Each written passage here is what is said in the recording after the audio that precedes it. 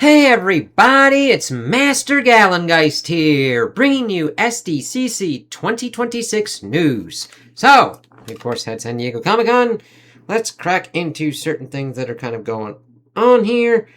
We've definitely got some stuff from different kind of shows and things kind of going on, different kind of franchises, but we'll also focus on the comic book portions of it, because we also had stuff that was pretty much announced or gotten more information that we saw from certain kind of solicitations and everything kind of going on. That also popped off this weekend. So, let's see here.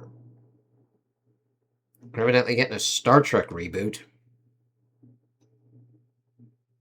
Rings of Power Season 3 getting its kind of stuff. We, of course, had the Avengers Doomsday trailer reveal, which looked pretty good. Our biggest kind of issue is that this is, with Thanos, our main kind of introduction to him was in Infinity War. Now, that was also done by the Russo brothers, but I think out of any kind of one, for Avengers kind of level threats, you kind of wanted to do like Ultron, Kang, and Thanos as kind of big ones. They did Thanos pretty well. Doom, you needed more of a kind of build-up. I know that we started off with Kang, and things went the fuck off the rails, but I really kind of think if you were going to just kind of hold off, you could have just done Avengers movies with other kind of Avengers threats, and still seeded in Doctor Doom. The seeding in of Doctor Doom was mainly with just what we got in Fantastic Four. And he wasn't even the main fucking villain in that, which should have actually been the fucking case on that kind of front. Galactus works off because that is really core and partial to the Fantastic Four, but if you are going to make Doom your big bad, you gotta do some shit. Now, the trailer looked pretty good, and I liked that Thor was pretty much the one leading the Avengers at this point, and kind of bringing them all together, and then going after Doom, and then him stopping, like, Stormbreaker with, like, 2 fingers. So, we'll see what kind of works out with this. It's just the handling of the characters in the MCU lately has just been, like, kind of all over the place. Even though I've enjoyed what's been going on, I can understand that people are more connected to the original kind of ones in the first 3 phases, and that's why they're focusing so much on them. It was nice that Thor was like, oh shit, Steve, and Steve's like, hey pal, propping back Mjolnir like that. So we'll see what goes on with that.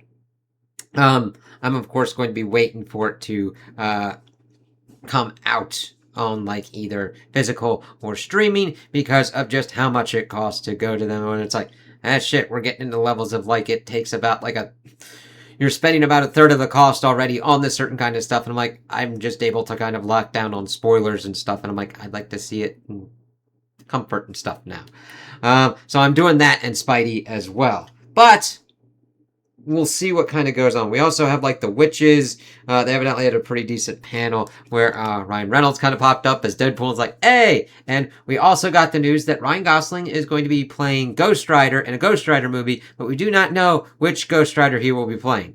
He could be doing Johnny Blaze. He could be doing Andy Ketch. And it would be kind of weird for him to be playing Robbie Reyes. We already got a Robbie Reyes, and he did good. I don't know... It's mainly down to certain kind of, like, internal movie politics of what was going on between the TV shows and the MCU at that point of why Agents of S.H.I.E.L.D. just kind of got like, hey, bitch, and then just fucking thunderflicked. I'm not even going to say snapped. It got thunderflicked into, like, some kind of barrel. Not as hard as, like, Inhumans, but...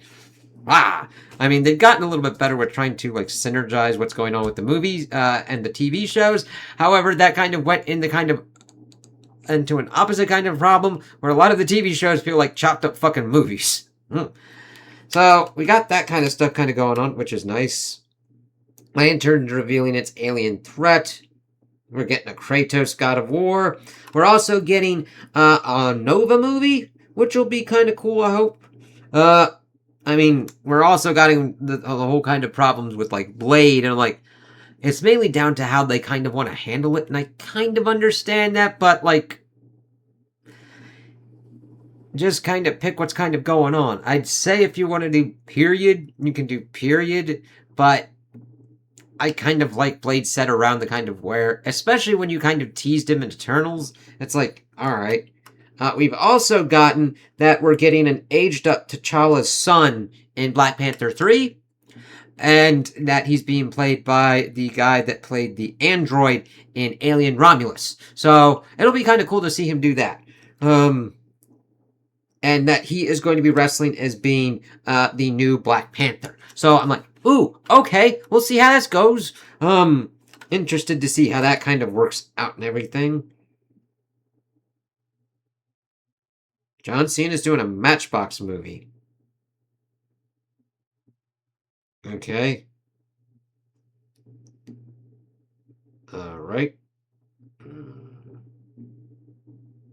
That. Okay, that's a weird thing to, like, let me down there of, like, Dungeons and Dragons 2 thing. We get, Blade Runner 2099 evidently got some information as well, about, like, how the replicants are pretty much taking over, over humanity, so it's like, interesting there. And we also got a thing for, like, Johnny Depp as, like, Ebenezer Scrooge. It's like, weird fucking shit.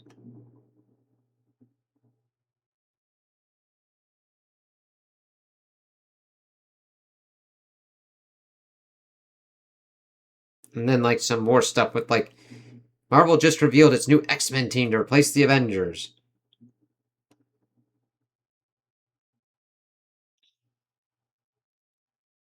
Okay, weird stuff there. We're also getting an Indiana Jones comic book written by Jason Aaron, which I'm like, okay, that's interesting. Now, I like Jason Aaron's run on Thor.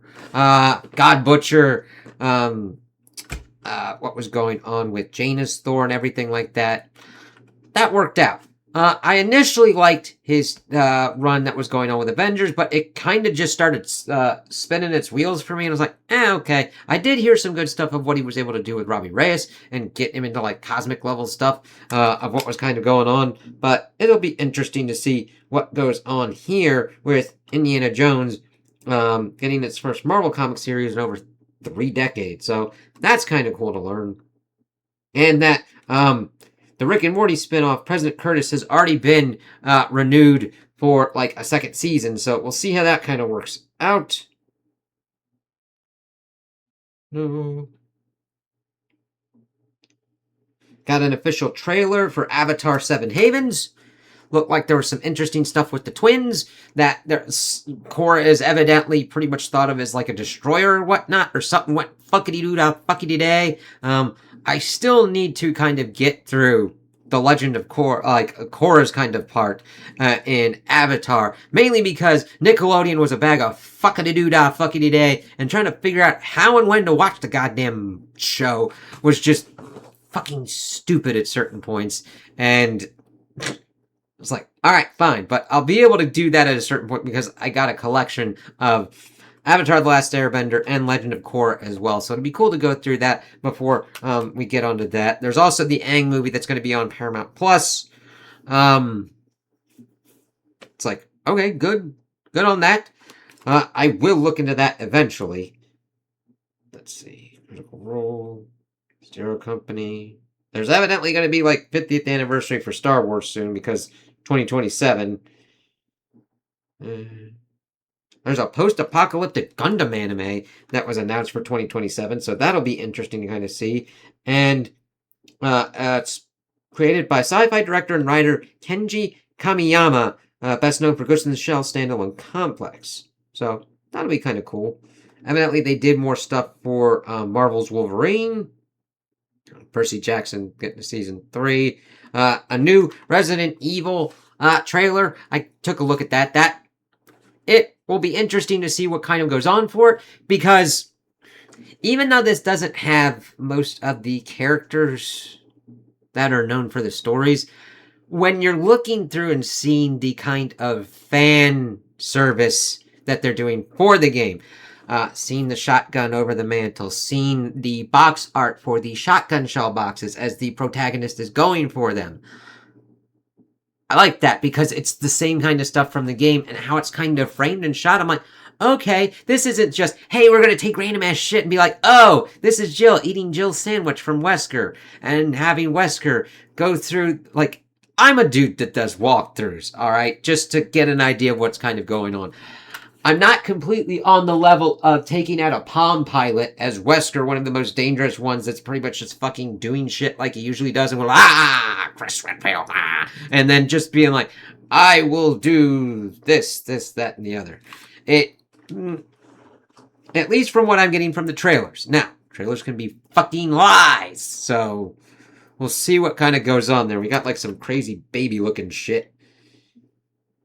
We got a 60th anniversary of like the Star Trek Lego set, which is kind of cool. Ellen, Archie going to hell. And that Avengers Secret Wars isn't a full MCU reboot. Talking about like tightening things up. Let's see here. There might be another article that I've got open that kind of talked about that.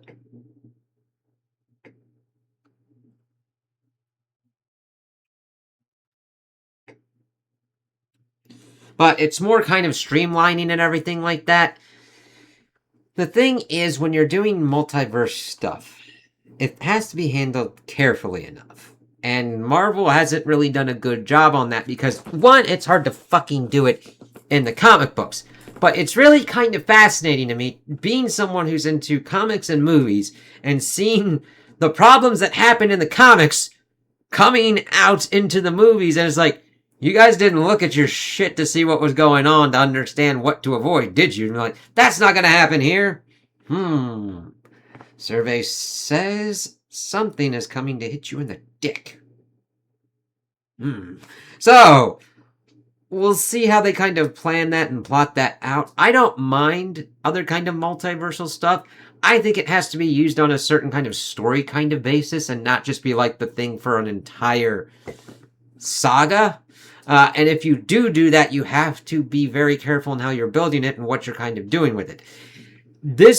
I think that this second saga is pretty much a misstep, mainly because in the middle of it, they got all these other properties that they wanted to fuse in, so they took the previous kind of stuff, went multiverse kind of route, bashed it all together, to then, after kit bashing this into a fuckfest that it is, to try and streamline it and get all of the characters that they want together out the other side, i.e. the streamlining that they're attempting to do and everything. So I wish that they hadn't taken that route and instead just been like, all right, we'll do this. We'll get this story. Even though we got these properties that, yes, we want to play with our toys, we gotta make sure that we don't fucking do some weird shit. Let me look at this. That's a lot of different shit. Alright. Let's see. Of course, we got the new Venom. We got Friendly Neighborhood Mary Jane and Infernal Hulk. I thought we'd already talked about the one-shots. That's a pretty good one there. Pretty much just getting into Mary Jane being kind of popped out into a status quo of pretty much going back to getting into Hollywood and like having to fight fucking Chameleon. It's like, alright. Now, I didn't mind that MJ was Venom. I mean, it's a weird kind of route to go. Her being Jackpot made a little bit more sense, even though it was linked up with the whole kind of Paul fiasco kind of shit. But we'll have to see how this kind of works out. I'm not that into it, but hopefully it works out for those that are doing it and want to get into it. Let's see. Of course, we got the Road to Hulk War expanding, Wolverine, Fantastic Four, Spider-Man, and Avengers. Concluding to March to Hulk War as Earth's last remaining heroes make their final stand. Now, Marvel, you've got Armageddon going on, which has been doing pretty good. I've liked what has been going on with Infernal Hulk, but if you are reading these at the same time, you're like, how in the fuck are these both kind of going on and happening at the same time? We got crazy ass shit with one Hulk doing shit over here, and we've got insane level of shit that should have probably been the entire kind of event-wide, kind of line-wide thing of Infernal Hulk, because that's the biggest kind of threat here, even though we have, like, what Armageddon would work on itself, of like, oh, okay, we've got heroes that have stuff from the Ultimate Universe, the Origin boxes, fucking David Colton with like his Sentry powers, and fucking Ross doing stupid ass shit, of course, tying it up with the Doom stuff. And I understand you trying to link up and synergize with Doom with what's going on in the MCU, but for the love of fuck, just let the comics do what the comics do, and maybe just pump out or be like, hey, here's a thing, here's a primer for Doctor Doom to understand who Doom is and why he's a fucking threat. And not just have this event kind of dealing with the aftermath of Doom, and then just have like, hey, even though he's not really usually a villain for Steve, he's palling around in hell fighting Mephisto with him. What? Like, if I told somebody from the like, who's just in the movies and shows about that, they'd be like, what the fuck are you smoking? It's like, it's just a Tuesday before Comics Wednesday. We'll see what happens next. But it's like, okay, so evidently that's kind of going on, because this has been like a apocalyptic level event. That's Wolverine. Because this Avengers thing is kind of gnarly, because it looks like we got Steve, who's in a coma hell right now. At least Iron Man's got the armor that he's usually been using. But this lineup looks like to be more of McKay's Avengers, which stopped already, and we're getting like Zdarsky's, so it's like, alright, fine. And I know that they're switching up editors, but like, fuck man, please. Let's see. Wade Wilson, Deadpool, and Punisher doing stuff going on with their crossover. Alright, what else am I looking at? Alright, we already did that. Not much more information on that. Why did you go there? Fucking assholes. Alright, DC. Batman of Two Worlds, Issue 1 for Batman Day 2026. Matt Fraction and Scott Snyder team up for a special one-shot that showcases two distinct versions of the Dark Knight in one issue. Let's see. Two brand new Batman stories. Let's see. The classic Dark Knight and the Absolute Universe versions of Gotham's Protector in a single issue, which I think is an actual pretty good one to get people to know what's going on with classic Batman and Absolute Batman. That looks pretty good. Getting them both out there. Let's see. Oh, it'll be available exclusively on Batman Day for $2.99 at participating local comic shops around the world. Let's see. The lead story comes from Fraction and artist Javier Fernandez. An absolute story by Scott Snyder and Nick Darrington. Okay. It's only $2.99? That'll be on September 19th, 2026. I don't... How big is it? I mean, $2.99, that makes me question shit. And it's a special one-shot, so definitely look out for that. Marvel unveils. And they're also doing Boba Fett and Lucasfilm Publishing panel. Oh, there we go, some of the indie. I had one kind of thing from another kind of website. Boba Fett, everything. They're like, fuck me. And Kylo Ren stuff. Okie dokie, here we go. This is the thing that was a little bit gnarly. Here we go. This is some nutty shit. Alright, this is the more kind of like Marvel stuff. Let me see.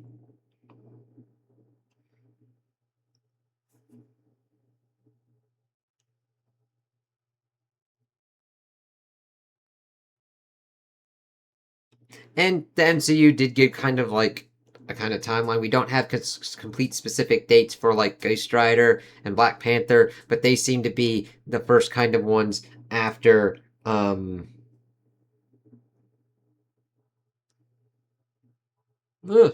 a minute.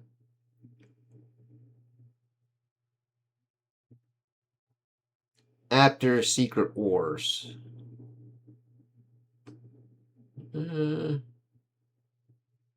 Ghost Rider is due out sometime in 2028, while Black Panther 3 is due out December 15th, 2028.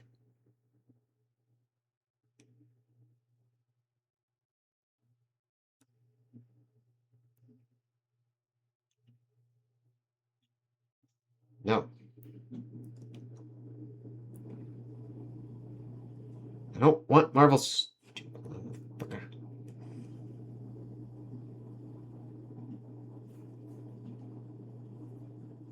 Sorry, search is a fucking hellscape anymore.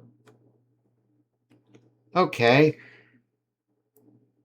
Damn it.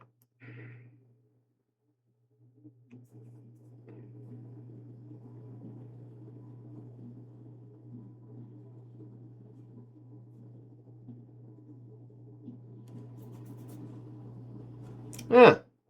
Let's see if that gives me anything. That seems to just be giving me the solicitations and the Batman thing.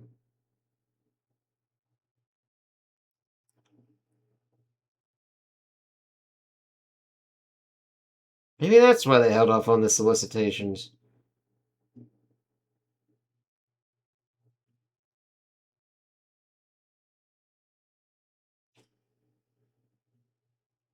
Hmm?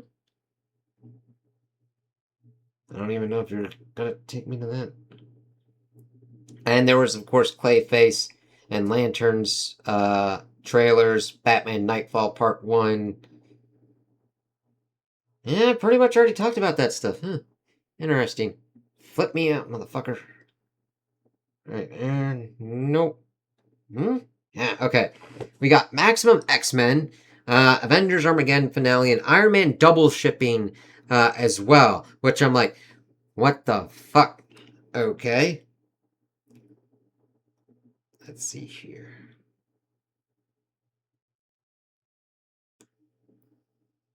Of course, bringing up the finale. The point of no return after the cataclysmic events of Avengers Armageddon issue 4, the world is torn asunder. Humanity turns against superheroes, and for David Colton, what is the price of all that great power? See where the pieces fall in preparation for Chip Zdarsky and Mark Cicchetto's Avengers issue 1. That looks gnarly there. We're about to, in Avengers Armageddon, we're about to introduce something huge that'll set the scene for the future of the Marvel Universe, explains series writer Chip Zdarsky. I know how that sounds, but trust me, it will. Okay, cool. The panel also revealed Captain America issue 16, where Steve Rogers' Battle in Hell reaches its climax. The issue ties directly into Avengers Armageddon, with Marvel teasing that the conflict spills into the living world and pushes the Marvel Universe towards Armageddon. Who will rule Hell? As the battle for Hell's Throne reaches its dramatic climax, Steve Rogers realizes he may have chosen the wrong side. The effects of the war spill out into the living world, bringing the Marvel Universe to the edge of Armageddon. Okay, so Hell's coming. That's a really nice cover there. Steve fighting Mephisto and everything. Marvel also previewed the future of Zdarsky's new flagship Avengers series with teaser images for the book's second story arc. Cool. And Iron Man is accelerating towards issue 700, of course, getting to the double shipping. Now, let's see. That's kind of nuts. So, the double shipping looks like it starts in December. So, Iron Man issue 10 in October. Of course, we brought that up with Citizen V. Iron Man, we've brought that up in the solicitations, so we got that going on. Iron Man issue 11 in November, whose cover shows the imprisoned Tony Stark trapped inside an orb, while Reed Richards and Sue Storm appears in sinister new roles. See there. Let's see. Iron Man issue 12 in December, kicking off Incarcerated Iron Man Part 1 with Tony behind bars, and Iron Man issue 13 December, launching War Machines Part 1, illustrated by Gleb Melnikov. Look at that. That's kind of cool. I don't mind it. Let me see. Oh, shit. That's some really nice covering there. I don't mind it. We'll have to see how it works out. I liked what was going on in Spider-Man when we did Earth for Norman and Space for Pete. So we'll see how this goes. I don't know if they're doing it to get to 700 faster. It's kind of nuts to have a double shipping one of, like, if you're into Spider-Man and you're into Iron Man, you're like, fuck, that's 4 comics in a month. Like, boom, boom, boom, boom. It's like, they have to watch out for that. Now, I've really been liking this Iron Man run, and I hope that it doesn't fuck up the quality of, like, the art and the writing of what's kind of going on. So, we got the double page image. We've got Ghost, MODOK, and Whiplash. Let's see. The Incarcerated Iron Man is the story we've been building to since Iron Man issue 1, details series writer Joshua Williamson. Tony has accepted his role as the Marvel Universe's most dangerous hero and believes the Vault is the safest place for him to be, but that also means he's locked up with some of his greatest enemies. But it's a mystery how and why Tony finds himself behind bars. It's been fun to build on his history and then take Tony in a new and unexpected direction. This turns the series into a high-stakes thriller. Interesting. Let's see. So we'll see how that goes. So we'll have Tony on one bit, and then we have Rhodey with the War Machines on the other. So that, I think, is a nice balancing act. We'll see how it works out. And it gives you Tony and War Machine, and Tony and Rhodey. So we'll see how that goes. Let's go here. Among additional teases was a striking promotional image for Maximum X-Men featuring Bishop, Firestar, Gambit, Justice, Wolverine, Colossus, Iceman, and Storm leading the team. Written by Christopher Yost, with art by Tony S. Daniel. On reuniting with Marvel's Merry Mutants, Yost shared, "I've worked on my fair share of X-books over the years, but Maximum X-Men is everything I love about comics rolled into one. It's underdog heroes saving the world from the biggest Avengers-level threats imaginable. It's mind-breaking action and drama, and everything people expect from X-Men, all with a classic Claremont vibe. Rolling Maximum X-Men out as part of the New World post-Armageddon only lets us spotlight the need for a story like this. And to top it all off, I get to work with legendary artist Tony Daniel. As a lifelong X-Men fan, it doesn't get any better." Another new X-Men thing. I don't mind it, and I don't mind that they're going hambo-jambo, but it's like, sweet God, if you're just in X-Men, you just get X-Men. Like, there's a fuck ton of X-Men shit, and if you're pretty much in that, you're not getting any kind of other stuff.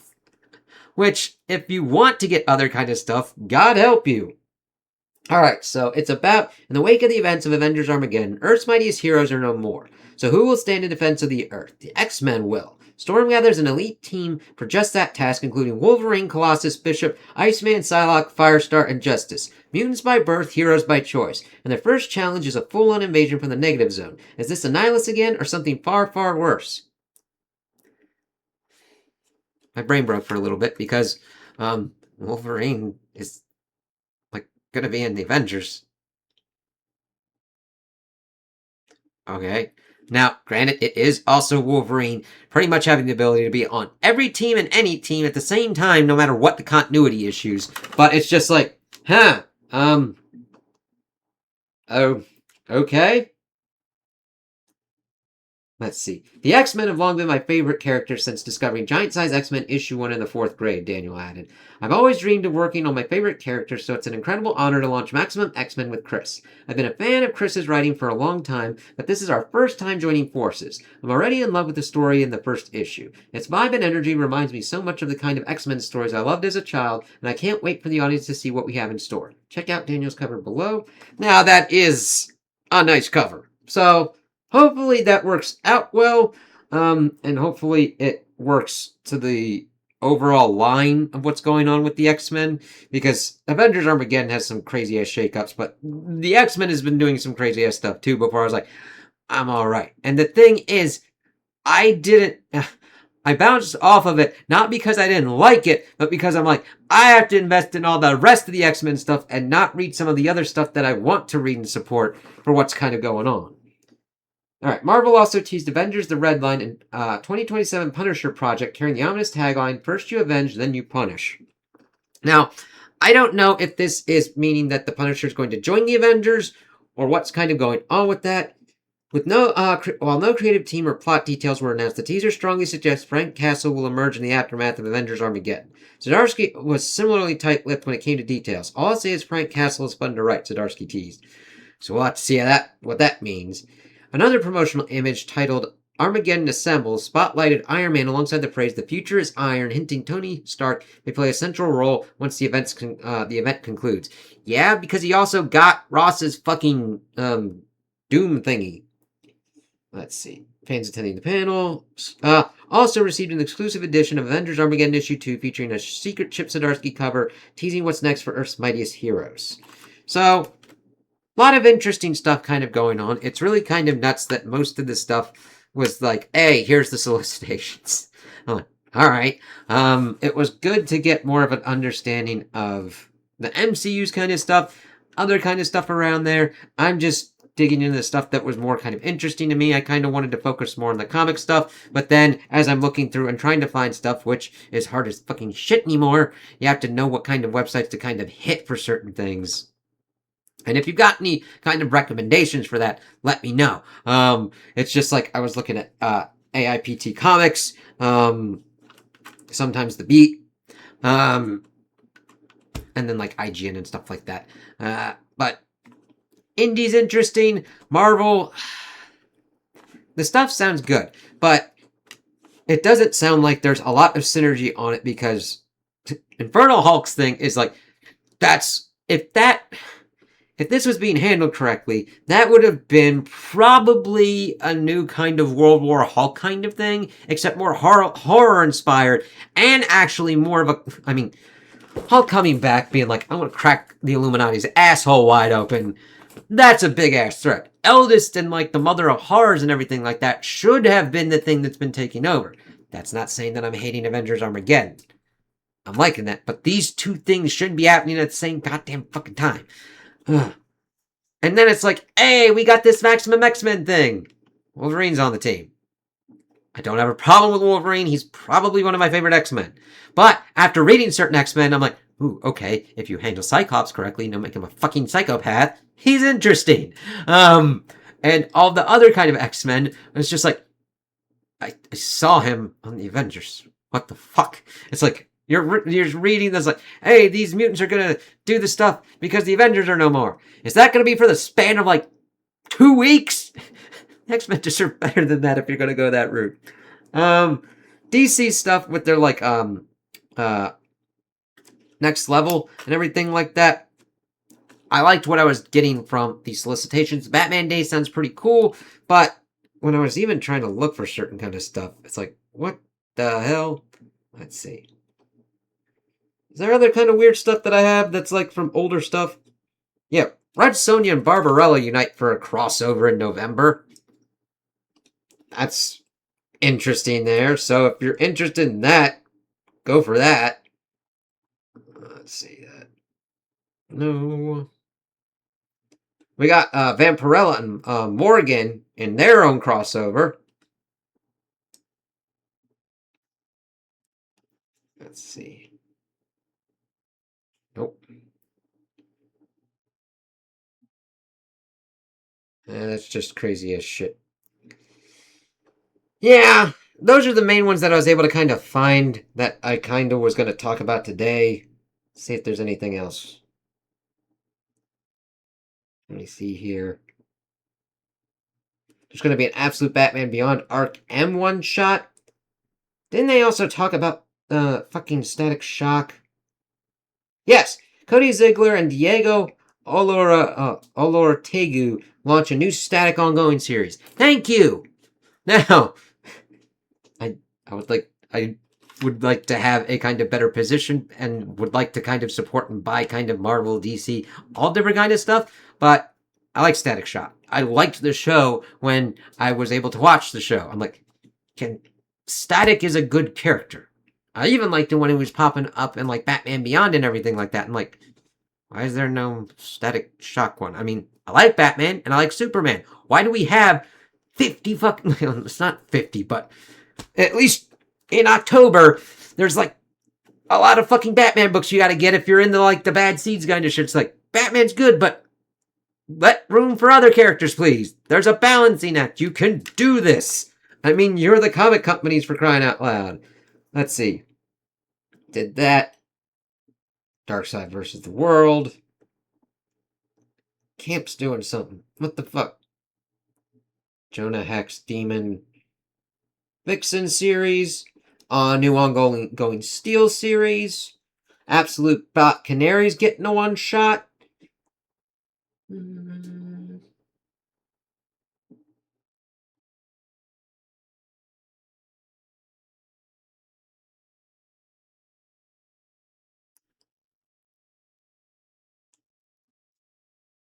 Batman comic by Denise Camp.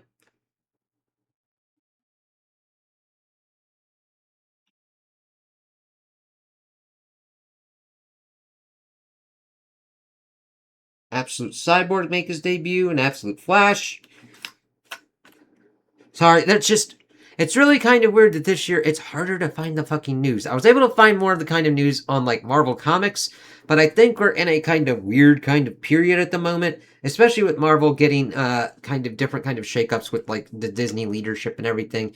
We're getting new editors-in-chief. The Marvel office is going to be moving to Los Angeles. We'll see what kind of works out with that. So I can understand, but I found more information on them than the stuff that I was going on for DC, and then we just see that most of this stuff was like talking about the solicitations that we already talked about. But there's some interesting stuff. If you know of anything else or heard of any kind of news or anything and want to talk about it, just talk about it in the comments below. Let me know. So those are my opinions on the announcements. Tell me what you guys think in the comments below. If you liked them, if you didn't like them, if you agree with me, if you disagree with me. Also, like and subscribe, and I hope you have a good day.